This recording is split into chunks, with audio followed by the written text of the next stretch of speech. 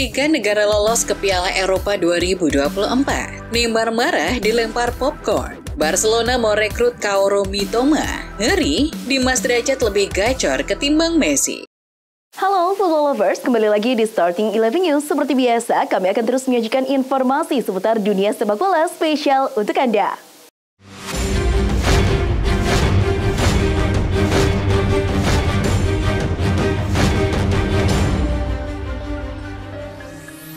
Timnas Belgia sukses mengalahkan tuan rumah Austria pada pertandingan kualifikasi Euro 2024. Laga di Stadion Ernst Happel, Wina, Sabtu 14 Oktober dini hari WIB itu berakhir dengan skor 3-2 untuk The Road Devils. Dua gol Dodi Lukebakio di menit 12 dan menit 55 dan Romelu Lukaku di menit 58 hanya bisa dibalas Konrad Laimer di menit 72 serta penalti Marcel Sabitzer di menit 84. Belanda akhirnya merasakan keganasan Prancis dalam lanjutan kualifikasi Euro 2024 Grup B. Belanda takluk 1-2 dari Prancis di Johan Cruyff Arena Sabtu 14 Oktober WIB. Kylian Mbappe jadi tokoh antagonis bagi Belanda. Dia sanggup mencetak 2 gol kemenangan Prancis di menit 7 dan menit 53. Belanda harus menunggu lama sekali, tepatnya di menit ke-83 untuk mencetak gol hiburan melalui Quillincy Hartman. Portugal meraih 3 poin dalam lanjutan kualifikasi Euro 2024 usai mengalahkan Slovakia 3-2. Bertanding di Estadio do Dragão, Porto, Sabtu 14 Oktober dini hari waktu Indonesia Barat, tuan rumah membuka keunggulan sejak babak pertama melalui gol Gonçalo Ramos dan penalti Cristiano Ronaldo. Di babak kedua, Slovakia sempat memperkecil skor menjadi 1-2 lewat Hanko di menit ke-69. Portugal kemudian bisa menjauh lagi di menit ke-72 lewat gol kedua Ronaldo. Menit ke-80, Lobotka mengecilkan skor menjadi 3-2. Inggris harus bekerja keras sebelum mengalahkan Australia 1-0 di laga uji coba di Stadion Wembley Sabtu dini hari tadi. Striker Aston Villa, Ollie Watkins di menit 57 menjadi pembeda di laga ini setelah ia menjadi pemain yang mencetak satu-satunya gol untuk membawa The Three Lions menang tipis 1-0. Timnas Brasil meraih hasil negatif saat menjamu Venezuela di ajang kualifikasi Piala Dunia 2026 zona CONMEBOL. Neymar Junior dan kawan-kawan dipaksa berbagi angka 1-1 di kandang sendiri 13 Oktober 2023. Gabriel Magalhaes membuka skor untuk Brasil di menit 50 sebelum disamakan oleh Edward Pirlo di menit 85. Neymar mengalami kejadian tak menyenangkan usai Brasil diimbangi Venezuela di kualifikasi Piala Dunia 2026. Neymar dilempar sebungkus popcorn oleh penonton saat sedang berjalan menuju lorong di stadion. Lemparan tersebut mengenai kepala ex-bintang PSG itu. Pemain yang kini memperkuat Al Hilal sempat tampak marah dengan berteriak dan menunjuk-nunjuk ke arah penonton sebelum diredam oleh pelatih Brasil Fernando Diniz. Belgia, Prancis, dan Portugal memastikan tempat di putaran final Euro 2024 setelah mencetak kemenangan dalam pertandingan kualifikasi Jumat 13 Oktober waktu setempat. Kemenangan atas Belanda membuat Prancis kokoh di puncak grup B, sementara Portugal yang berada di grup C memiliki rekor 100% dengan 7 kemenangan beruntun dalam kualifikasi Euro 2024. Di grup F, Belgia kini memiliki 16 poin dari 6 pertandingan. Son Heung-min terpilih sebagai pemain terbaik Premier League bulan September. Pemain Korsel itu mencetak 6 gol dalam 4 laga bersama Tottenham selama bulan September. Son bikin hat-trick saat Tottenham menang 5-2 di kandang Burnley, lalu mencetak 2 gol ke gawang Arsenal dan 1 gol dalam kemenangan Tottenham atas Liverpool. Sementara pelatih Spurs, Ange Postecoglou, dinobatkan sebagai pelatih terbaik IPL bulan September. Pelatih timnas Inggris Gareth Southgate mengecam para penggemar yang mencemooh Jordan Henderson saat kemenangan 1-0 Inggris dalam laga persahabatan kontra Australia. Kelompok LGBTQ+ mengkritik Henderson karena pindah ke negara di mana anggota komunitasnya menghadapi penindasan parah yang tidak dialami oleh warga non-LGBTQ+. Namun belum dapat dipastikan apakah itu yang menjadi alasan mengapa Henderson dicemooh saat bermain untuk Inggris di Wembley. Pada kualifikasi Piala Dunia 2026, superstar Argentina Lionel Messi mendapatkan perlakuan kurang menyenangkan dari pemain Paraguay Antonio Sanabria. Messi diludahi Sanabria, namun ogah menanggapinya. Saya tak ingin menganggap hal itu penting, karena nanti dia akan berbicara di mana-mana dan itu menjadi lebih buruk. Dia nanti jadi terkenal, jadi sebaiknya abaikan saja, tuturnya. Sementara itu di sisi lain, Sanabria membantah sudah meludahi Laporta. Dia menyebut hal itu lantaran sudut kamera. Kontrak Kaoru Mitoma bersama Brighton menipis. Menurut laporan Mundo Deportivo, staf teknis Barcelona dilaporkan tertarik mengamankan sang pemain asal Jepang tersebut. Ada kabar yang menyebutkan jika Mitoma enggan menaikkan kontrak baru, The Seagull berpotensi untuk melepasnya di bursa mendatang dibanding harus kehilangannya secara gratis pasca masa baktinya rampung pada Juni 2025 nanti. Pemain Barcelona kembali ada yang mengalami cedera. Tes yang dilakukan Jumat ini terhadap Alejandro Balde telah dikonfirmasi bahwa ia mengalami cedera aduktor di salah satu paha belakangnya. Cedera tersebut dialami sang pemain saat bermain untuk Spanyol melawan Skotlandia pada kualifikasi Euro 24 di Seville. Dia harus diganti di babak pertama dan telah kembali ke klubnya. Balde pun untuk sementara harus menepi demi memulihkan kondisinya.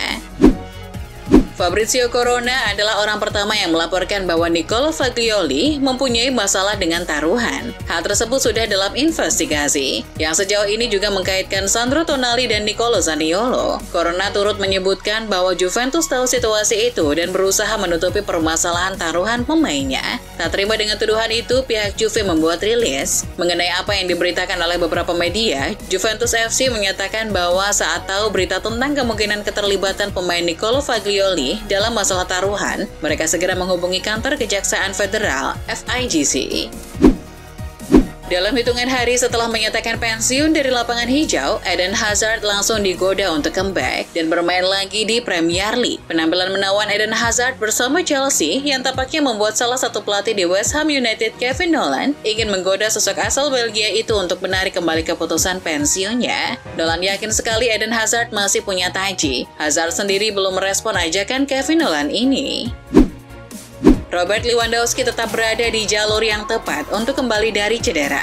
Lewandowski menggunakan jeda internasional untuk melakukan program rehabilitasinya di Catalonia, tetapi ia menghadapi perlombaan kebugaran yang ketat untuk siap menghadapi Los Blancos. Namun meski ada kekhawatiran bahwa ia akan melewatkan laga penting tersebut, Lewandowski telah meyakinkan para penggemar bahwa ia akan segera kembali dan mungkin siap untuk tampil di El Clasico jika ia tidak mengalami kemunduran dalam pemulihannya. Sebuah surat penangkapan telah diterbitkan untuk Daniel Sturridge terkait kasus anjing hilang. Kasus ini berawal saat anjing kesayangan Sturridge, Lucy, ikut hilang usai rumahnya di Los Angeles kemalingan pada Juli 2019. Ia menjanjikan hadiah 20 hingga 30 ribu bagi siapapun yang bisa mengembalikan Lucy dengan selamat, meski tak jelas mata uangnya apa. Kemudian seorang penyanyi rap bernama Kilafem bisa menemukan Lucy, namun hadiah itu tak kunjung dikirim Sturridge kepadanya. Tak terima, Kilafem mengajukan gugatan perdata. Kasus ini sudah diputus pada 2021 dengan Sturridge diwajibkan membayar $30.000 kepada Kilafem karena tak pernah merespon komplain tersebut. Namun rupanya masalah belum selesai. Saat dijadwalkan untuk menjalani pemeriksaan debitur bulan lalu untuk membahas keuangannya, mantan bintang Liverpool itu tidak hadir. Akibatnya, surat penangkapan untuknya pun dikeluarkan. Kiper Manchester United Andre Onana dikabarkan menolak untuk kembali membela timnas Kamerun. Dilansir Daily Mail, Onana dikabarkan mengurungkan niatnya untuk membela Kamerun di Piala Afrika 2023 Januari mendatang. Menurutnya, ia akan berkomitmen penuh kepada Manchester United. Onana bahkan sudah mengatakan kepada Erik ten Hag bahwa dirinya tak akan mengakhiri masa pensiun internasionalnya.